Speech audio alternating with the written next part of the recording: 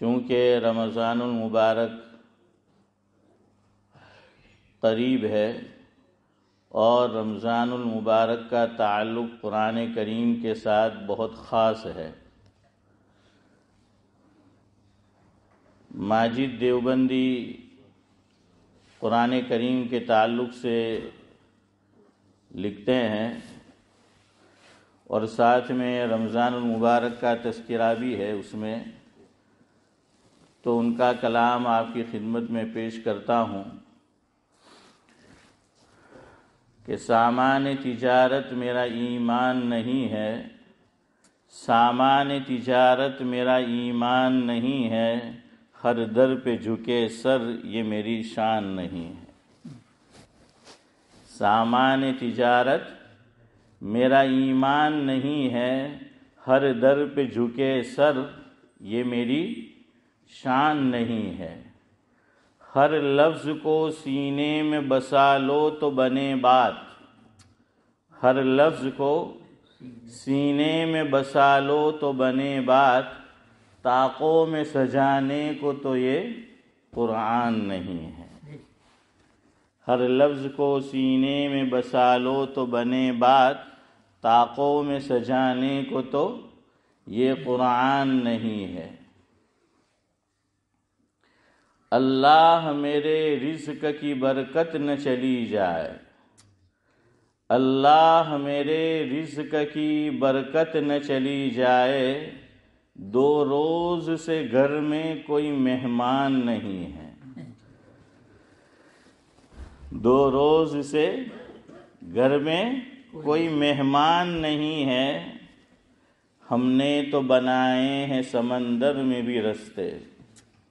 ہاں، اس پہ خاص غور کرنا، جو خاص لوگ دل میں ایک خواہش لیے ہوئے بیٹھے ہیں ان کے لیے کہ ہم نے تو بنائے ہیں سمندر میں بھی رستے، ہم کو یوں مٹانا کوئی آسان نہیں ہے۔ انشاءاللہ ہم نے تو بنائے ہیں سمندر میں بھی رستے، ہم کو یوں مٹانا کوئی آسان نہیں ہے۔ علامہ اقبال علیہ الرحمہ نے، شاعر مشرق نے اس کو اپنے انداز میں بیان کیا تھا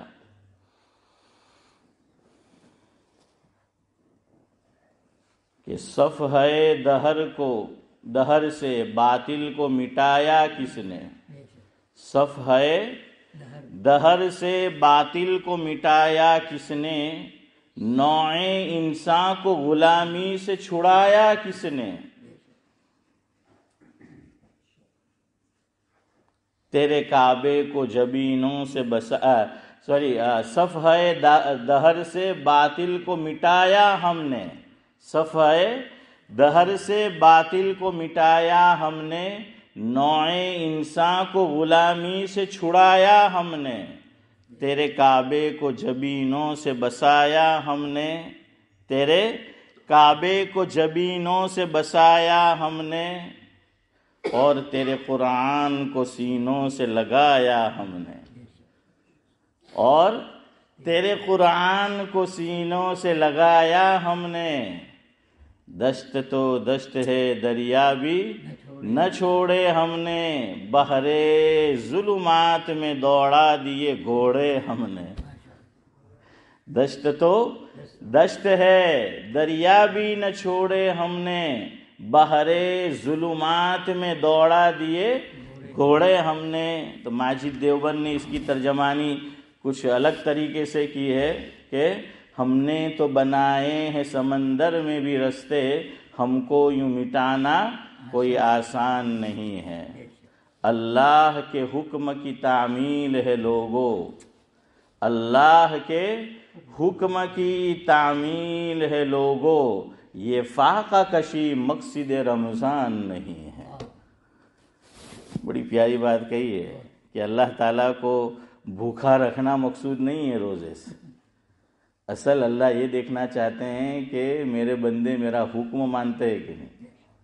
تو کہتے ہیں کہ اللہ کے حکم کی تعمیل ہے اے لوگو، یہ فاقہ کشی مقصد رمضان نہیں ہے۔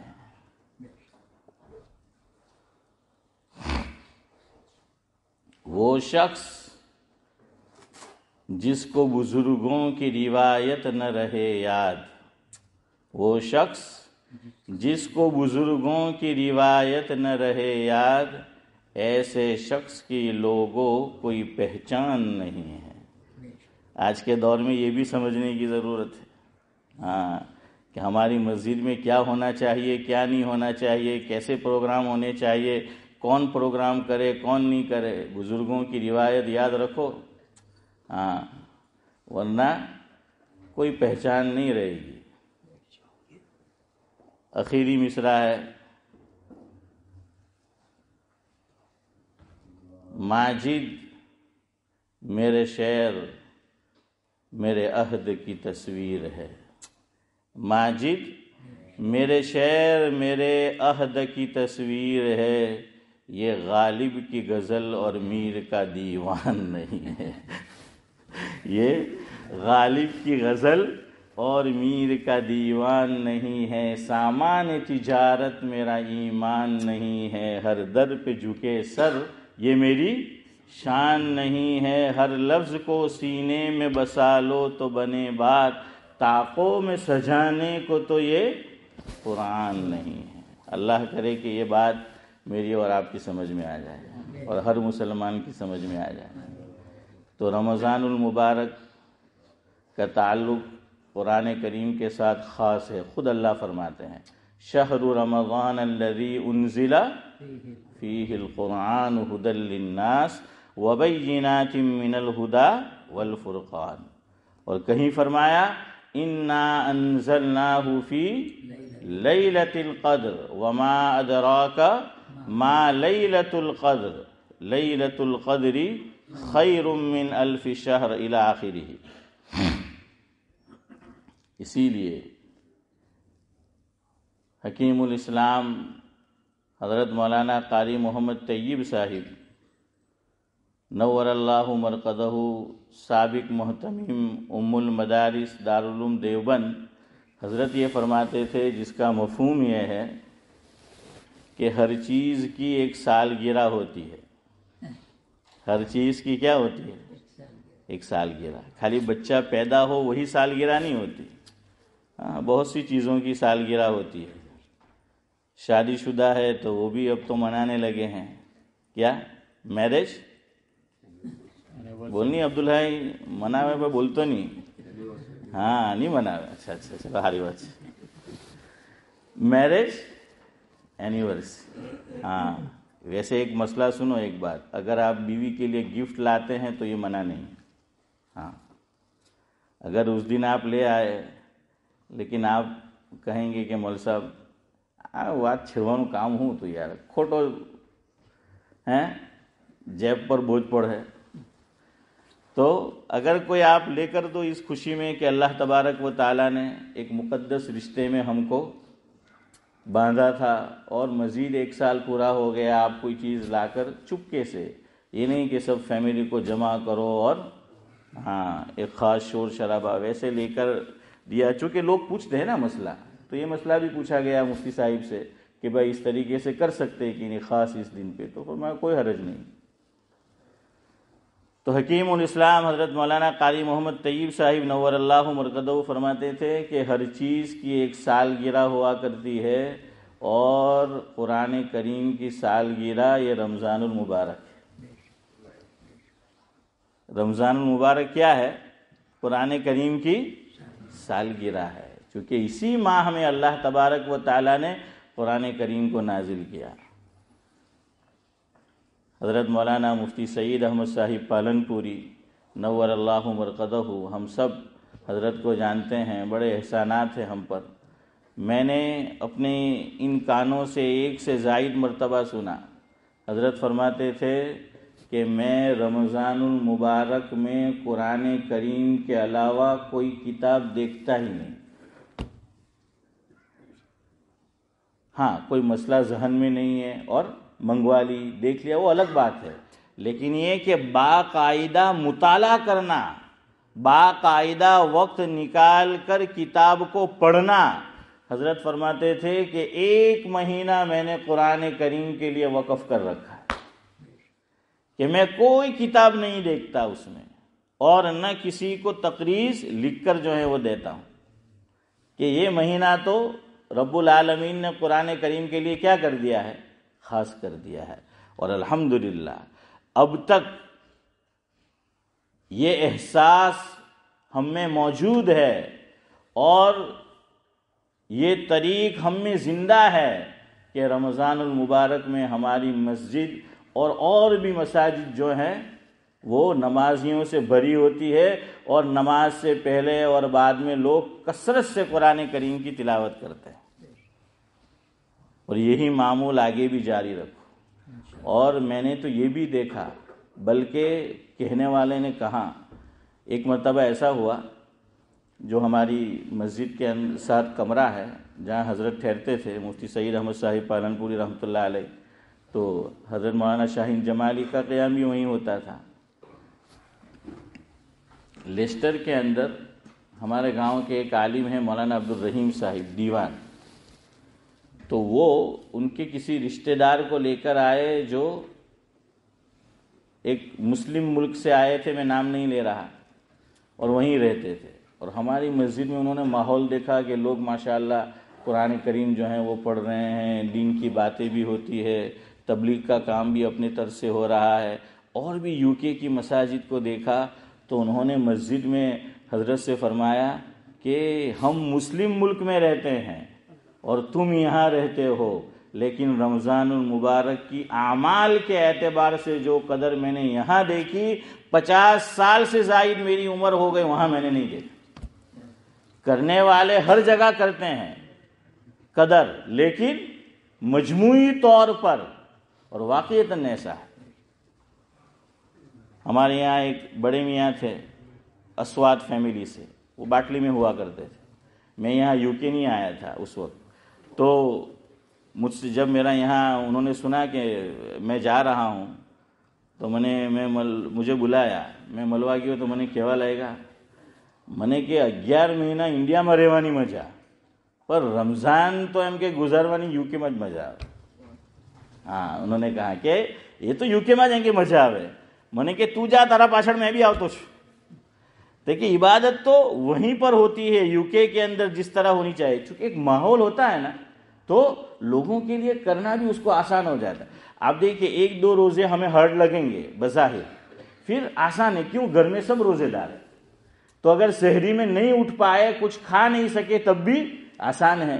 اور عورتوں کو بیچاروں کو مسئلہ ہوتا ہے کہ ایک خاص چیز ان کو پیش آ جاتی ہے اور وہ نماز روزہ نہیں رکھ سکتے، نماز تو معاف ہے، اب 5 روزے گئے، 7 روزے، تو مشکل ہوتا ہے کہ چلو آج رکھ لوں گی، کل رکھ لوں گی، آئندہ ہفتے رکھ لوں گی، کیوں؟ وہ ماحول نہیں ہے۔ ہاں، وہ ماحول نہیں ہے، تو اس وجہ سے ایسا ہوتا ہے۔ تو الحمدللہ اب تک ہماری مسجد میں بھی یہ ماحول قائم ہے۔ تو یہ رمضان المبارک آ رہا ہے، آج سے ہی نیت کرو کہ انشاءاللہ العزیز جس طرح آج سے پہلے رمضان المبارک کی صحیح قدر کرتے چلے آئے تھے، قرآن کریم کے لیے اس کو وقف کر رکھا تھا، آئندہ رمضان بھی، اور جب جب رمضان ہماری زندگی میں آئے گا، اور اللہ کرے کہ ایمان، نیک اعمال اور عافیت کے ساتھ اللہ تعالیٰ میری آپ کی تمام کی عمروں میں برکت نصیب فرمائے، تو رمضان المبارک میں جیسے قرآن کریم کی تلاوت کرنی چاہیے، اس کا حق ادا کرنا چاہیے ایک معنی میں، تو انشاءاللہ العزیز ہم اس کو کریں گے۔ ہاں، ہم نے تو بچپن میں یہ دیکھا کہ یہ ہوڑ رہتی تھی مقابلہ، ہلو کہ میں تو 10 દિવસ میں 5 قرآن فنش کر رہا، بیجو کہ میں تو 7 کر رہا۔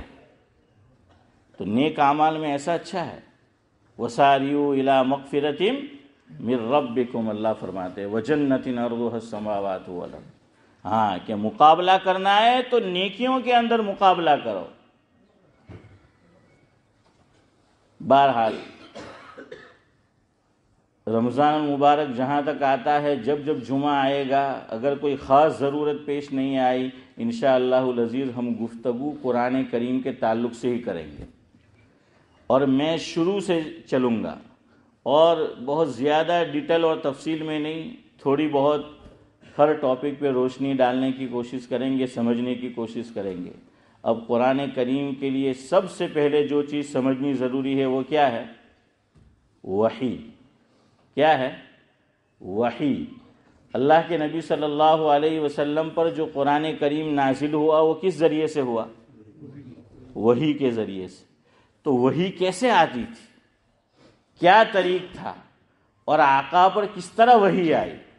دوسری بات کہ عوام بھی اور حفاظ کا اور علماء کا ایک طبقہ بھی قرآن کریم ایک سے زائد طریق پر پڑھا جاتا ہے لیکن ہم نہیں جانتے. ہم صرف قراءت حفص میں پڑھنا جانتے ہیں اور وہی ہم سنتے رہتے ہیں. تو میں نے روایت بھی شروع میں وہی پڑھی. حالانکہ آپ نے ایک لفظ سنا ہوگا سبا اشرا. کیا معنی؟ کہ قرآن کریم کو 7 طریقوں سے پڑھا جانا یہ تو متواتر ہے اور 3 اور طریق ہے، اس لیے اشرا 10 طریقے سے اس کو کہا گیا کہ قرآن کریم کو 10 طریقوں سے الگ الگ انداز میں پڑھا جا سکتا ہے. میں اس کی مثال آپ کو دینے کی انشاءاللہ کوشش کروں گا تاکہ آپ کو سمجھ آئے.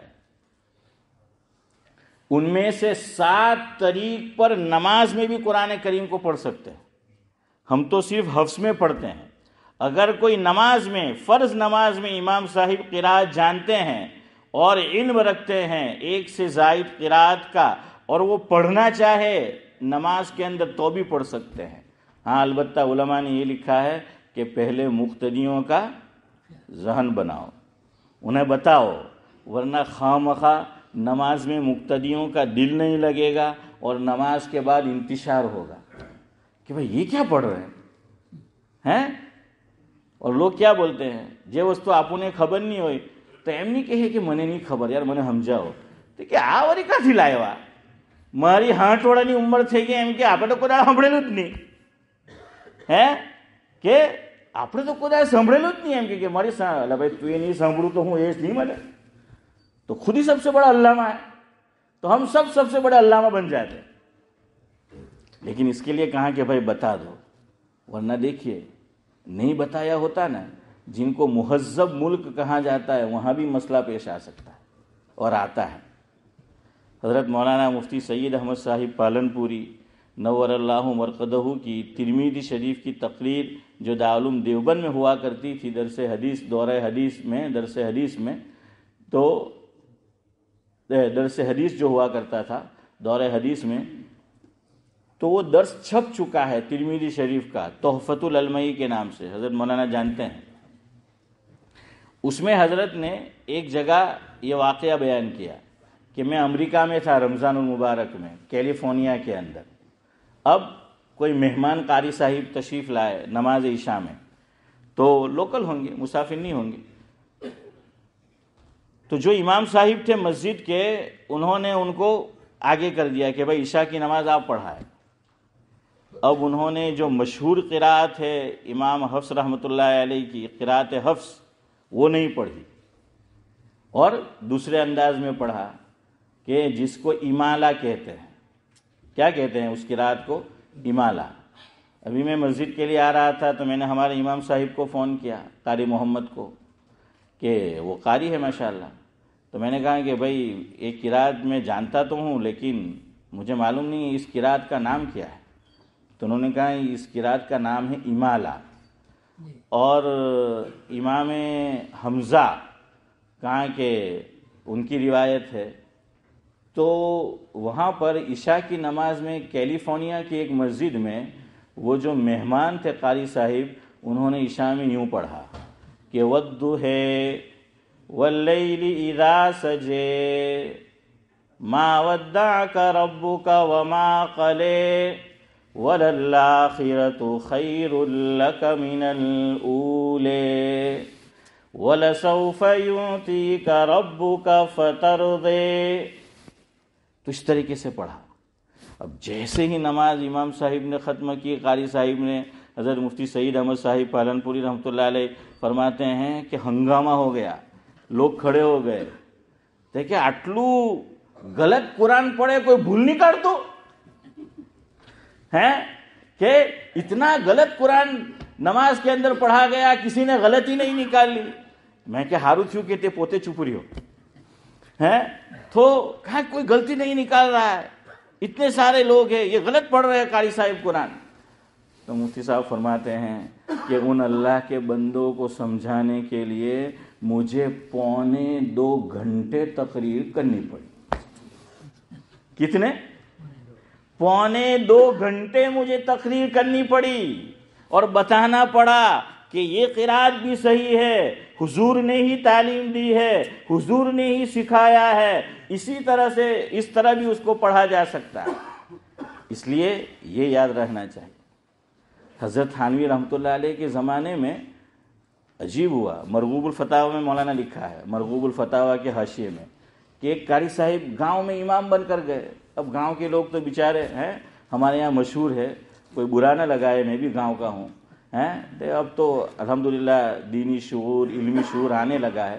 ورنہ بولتے تھے یوسف بھائی کہ گاؤں والا تھے کہ جاہل جٹ نے خدا نہیں لٹ ہیں, گاؤں والے تو یوں جو ہیں وہ کہا جاتا تھا. تو ایک قاری صاحب امام بن کر گئے ایک گاؤں میں, حضرت تھانوی فرماتے ہیں, اور انہوں نے مغرب کی نماز میں قرات کی کہ قل هو اللہ احد اللہ الصمد. کیا پڑھا انہوں نے؟ کہ قل هو اللہ احد اللہ الصمد. اور ہم عام طور سے پڑھتے ہیں اور یہی سنا ہے کہ قل هو اللہ احد اللہ الصمد. تو انہوں نے پڑھا کہ قل هو اللہ احد اللہ الصمد. اب عبد الصمد بھائی کھڑے ہو گئے ہیں کہ بھائی یہ اس طریقے سے پڑھا. کہاں جھگڑا اتنا بڑھا کہ امام صاحب کو گاؤں چھوڑ کے چلا جانا پڑا. اب دیکھو اتنی سی قرات میں معاملہ کہاں سے کہاں پہنچ گیا. اس لیے فرمایا کہ پہلے ذہن سازی کر لو. ایسا ہو تو یہ دارالعلوم دیوبند کے فتاوی میں لکھا ہے, سوال پوچھا گیا کہ ہم قرات کر سکتے ہیں حفظ کے علاوہ نماز میں, تو وہاں لکھا کہ کر سکتے ہیں, لیکن ساتھ میں لکھا کہ تمہارے جو مقتدی ہے, جو نمازی ہے, ان کی ذہن سازی کر دو کہ قرآن کریم کو الگ انداز سے بھی, الگ طریق سے بھی پڑھا جا سکتا ہے. بہرحال انشاءاللہ آئندہ مجلس میں یار زندہ صحبت باقی, وہی سے یعنی وہیں سے جو ہے ہم شروع کریں گے جہاں بات ختم ہوئی ہے. وقت ہو گیا ہے. اللہ تبارک و تعالی جو کچھ کہا سنا گیا صحیح معنی میں ہمیں سمجھنے اور وقت پر عمل کی توفیق نصیب فرمائے. سبحان اللہ و بحمدہ, سبحانک اللہم و بحمدک, نشہد